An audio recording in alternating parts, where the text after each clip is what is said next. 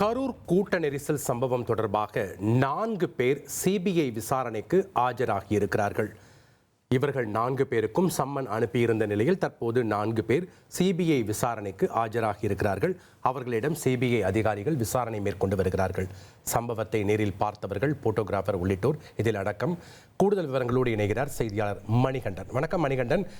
CBI விசாரணைக்கு 4 பேர் ஆஜராகி இருக்கிறார்கள். அவர்களுக்கு சம்மன் அனுப்பிய நிலையில் அவங்க ஆஜராயிருக்காங்க. கூடுதல் தகவல்கள் என்ன? யார் அந்த 4 பேர்? விவரங்கள். வணக்கம்.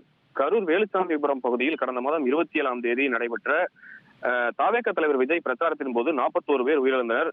இது தொடர்பான வழக்கு கரூர் உள்ளூர் காவலர் மற்றும் SIT தரப்பு என பல்வேறு நபர்கள் விசாரித்து வந்த நிலையில் உச்சநீதிமன்றமானது சிபிஐ விசாரணைக்கு உத்தரவிட்டது. இதன் அடிப்படையில் சிபிஐ அதிகாரிகள் கடந்த 2 வாரங்களாக விசாரணை நடத்தி வருகின்றனர். 2ஆம் கட்ட விசாரணையானது நேற்று துவங்கி அந்த விசாரணை தீவிரப்படுத்தப்பட்ட நிலையில் நேற்று கரூர் நகர காவல் ஆய்வாளர் மணிவண்ணன் ஆஜராகி ஆவணங்களை சமர்ப்பித்தார். இந்த நிலையில் இன்று சாட்சியங்களை விசாரிப்பதற்காக பொதுமக்கள், கடைக்காரர்கள் என பலருக்கு சம்மன் அனுப்பப்பட்டு வருகிறது. அந்த சம்மன் பெற்ற அடிப்படையில் தற்போது கரூர் வேலுச்சாமிபுரம் பகுதியைச் சேர்ந்த பொதுமக்கள் மற்றும் அந்த பகுதியைச் சேர்ந்த டிபார்ட்மெண்ட் ஸ்டோர் உரிமையாளர், மேலும் கரூர் பிரச்சாரத்தின் போது வீடியோ எடுத்த போட்டோகிராஃபர்கள் உள்ளிட்ட பலருக்கு சம்மன் அனுப்பப்பட்டு இப்போது 4 பேர் இந்த விசாரணைக்கு ஆஜராகி இருக்கின்றனர்.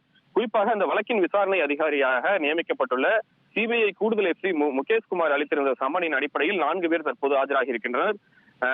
வழக்கின் உண்மைகள் மற்றும் சூழ்நிலை குறித்து நீங்கள் அறிந்திருந்தால் சாட்சியங்கள் பெறும் நோக்கத்திற்காக சம்மன் மூலமாக நேரில் ஆஜராகும்படி இவர்களுக்கு தற்போது அழைப்பு விடுக்கப்பட்டுள்ளதாக தெரிகிறது. சிபிஐ அதிகாரிகள் தங்கியுள்ள பொதுப்பணித்துறைக்கு சொந்தமான சுற்றுலா மாளிகைக்கு பொதுமக்கள், போட்டோகிராஃபர், இந்த டிபார்ட்மெண்ட் ஸ்டோர் உரிமையாளர் என SIT தரப்பில் இதுவரை நடத்தப்பட்ட விசாரணையின் அடிப்படையில் தற்போது ஆஜராகி இருக்கின்றனர். நன்றி மணிகண்டன், உங்களுடைய தகவல்களுக்கு. உங்கள் தந்திவன் தொலைக்காட்சியில் வீர ஆஞ்சநேயா தினமும் காலை 8 மணிக்கு காண தவறாதீர்கள்.